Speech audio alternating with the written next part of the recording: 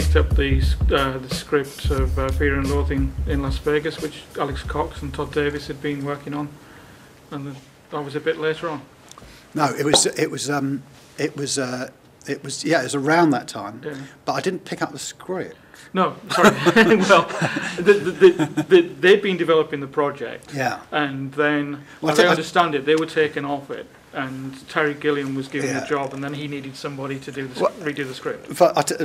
So shooting from around this way. I mean, because I'd met Terry. Terry had read a script I'd written, which was a bonkers script that no one wanted to make, and he got in touch and he said, through my agent, I had an agent by then, and he said, oh, you really like the script? And so my agent told me, and I said, well, great, tell him that if he really likes it, he can make it. And then a message came back, he said, no, he's got his own things.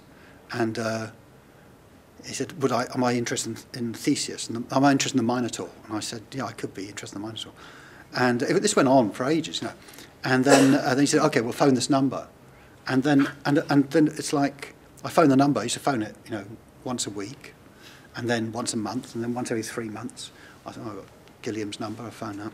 Always polite, even though you really want to kill him.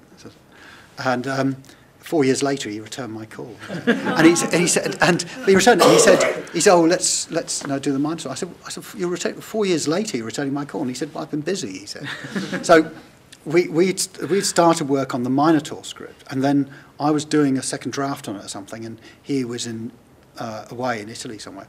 And while he was away, I saw that Alex Cox was going to do Fear and Loathing. So I got in touch with Alex, who I'd met Alex, weirdly, because Alex was due to shoot the weird script that Terry had read and liked, but that had fallen to pieces. So that's how I knew him. And so I phoned him. I said, look, I really love this book, and I really want to do it. And he said, I'm doing it myself. So that was that. And then when Terry returned, he said, oh, I've got my next film. And I said, well, what is it? And he said, it's Fear and Loathing Las Vegas. I said, you can't. Alex is doing it. And he said, not anymore, he's not. So, jumped or was pushed, I don't know. But and then he said, well, I don't like the script, and I want to start from the book afresh. Do you want to work on it? I said, yes. And we started that afternoon. And that became an ongoing relationship through Brothers Grimm and Thailand. Yeah. It's interesting. It started because Terry said, because I did in fact read the Alex script, and also a couple of other things which were doing Hunter S. Thompson stories, and it seemed that whenever people tried to do Hunter, they didn't do it as well as Hunter did it. So we were talking about this, and Terry said, oh, well, let's just not write anything. And so I said, well, that sounds great, let's do it. And the idea was to collage the book. So we'd take the book, and when we needed a phrase or an event or something, we'd try and find it in the book and then collage it together. And if we couldn't find it in the book, we just went to other things that he'd written and nick it from that and stick it in. I mean, in the end, we did make up stuff, but pretty much a huge amount of it was just collaging a book. And then we changed the framework because the book was written, you probably know, as a series of articles in Rolling Stone magazine, and it was that kind of thing where you had to deliver copy every whatever it was, week or something. And you can imagine it starting well, and then at some point you had to finish it, and it kind of tails off a little bit, and so we was trying to find a way of revivifying that, for a film some way, at the same time keeping the sort of fragmentation and the sort of craziness alive, which I think we probably did. Did you do empirical research for it? Not at the time. You can't do. They don't mix. Sadly, they don't mix. It's one or the other. One of the things, looking at the screenplays that you've managed to get onto the screen, recognising there is a whole body of work that never makes it, you do seem to be attracted to what I'm struggling to describe, but it is the supernatural, not supernatural, but supernatural. That does seem to be a continuing element in your work. And so linked to that, do you think it's really important for a screenwriter to have their own voice? Or are you somebody for hire? Oh, I'm somebody for hire. Yeah. but I'm somebody for hire. right. So you don't think Pay me. Let me see the money. You don't think the voice is important?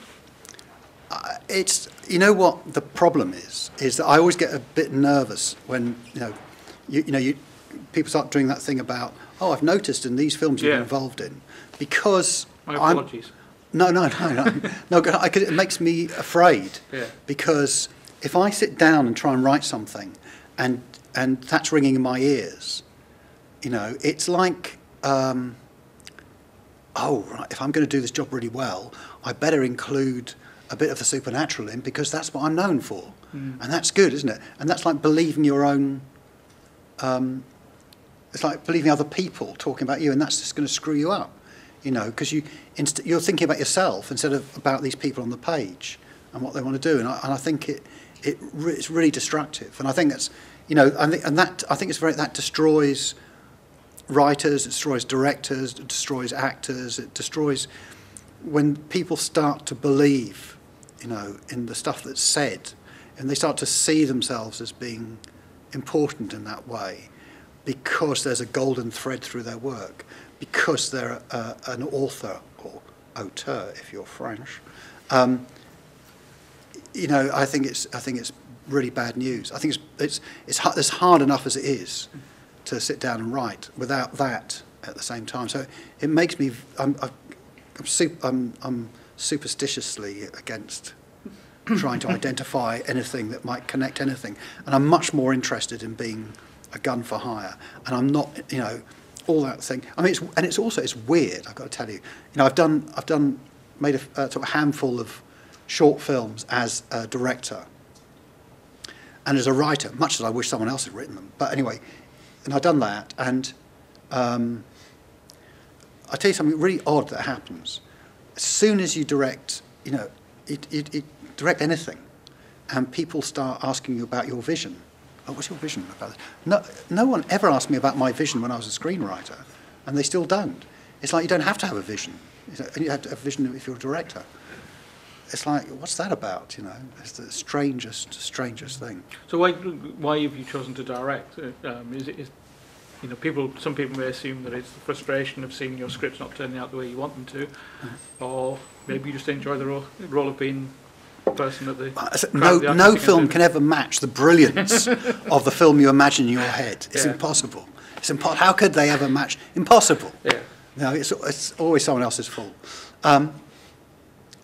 And in fact, I was being interviewed with Rowan Joffe the other day, and he's a writer and a director and so on.